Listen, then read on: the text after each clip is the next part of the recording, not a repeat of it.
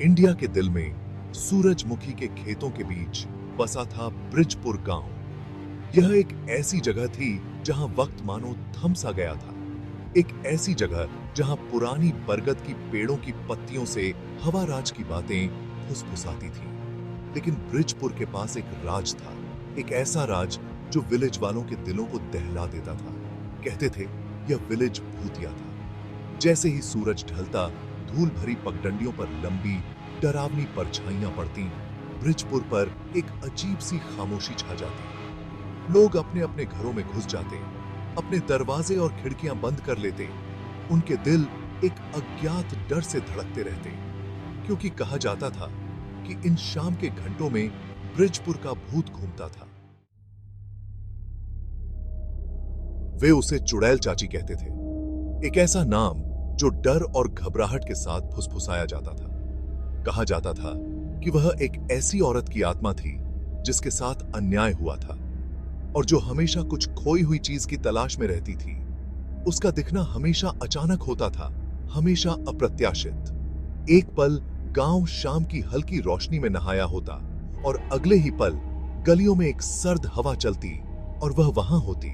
सफेद रंग की एक झलक, सन्नाटे में गूंजती एक दर्द भरी चीख, और फिर उतनी ही तेजी से वह गायब हो जाती।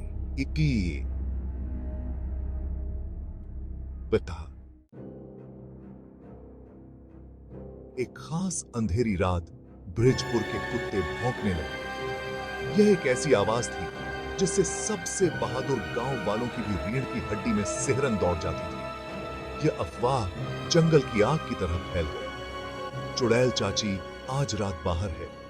अपनी बंद खिड़कियों के पीछे से झांकते हुए गांव वालों ने उसे देखने का दावा किया। वह गांव के चौराहे से गुजरी। उसकी सफेद साड़ी उसके चारों ओर लहरा रही थी। उसके दर्द भरे रोने की आवाज रात में गूंज रही थी। उस रात किसी ने भी बाहर निकलने की हिम्मत नहीं की, यहां तक कि डरे हुए बच्चों को चुप कराने के लिए भी नहीं।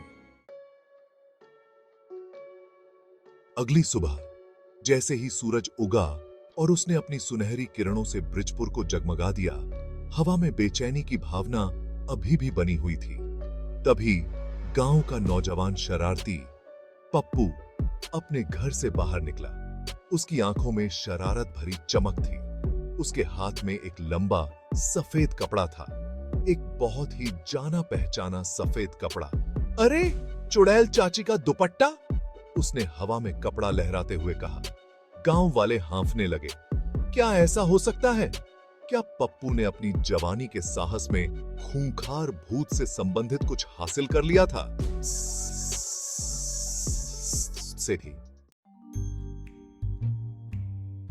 पप्पू, जो हंसी मजाक का कोई भी मौका हाथ से जाने नहीं देता था, उसने सब कुछ बताने का फैसला किया। नाटकीय अंदाज में उसने सफेद कपड़े को अपने चारों ओर लपेट लिया, उस भूतिया आकृति की नकल करते हुए जिसने पीढ़ियों से गांव को आतंकित किया था।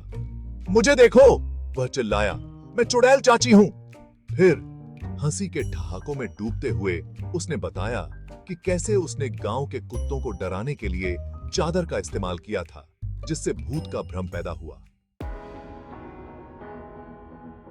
और इस तरह ब्रिजपुर के रहने वाले भूत के बारे में सच्चाई आखिरकार सामने आ गई। गांव वाले, जो शुरू में पप्पू की शरारत पर नाराज थे, खुद को अपनी हंसी रोकने में असमर्थ पाए। जिस डर ने उन्हें इतने लंबे समय तक जकड़े रखा था, वह सुबह के सूरज में कोहरे की तरह छंट गया। उस दिन से जब भी पेड़ों से हवा चलती थी या रात में कोई कुत्ता अचानक भौंकता था, तो ब्रिजपुर के गांव वाले चुड़ैल चाची की कहानी याद करते और हंसी में फूट पड़ते।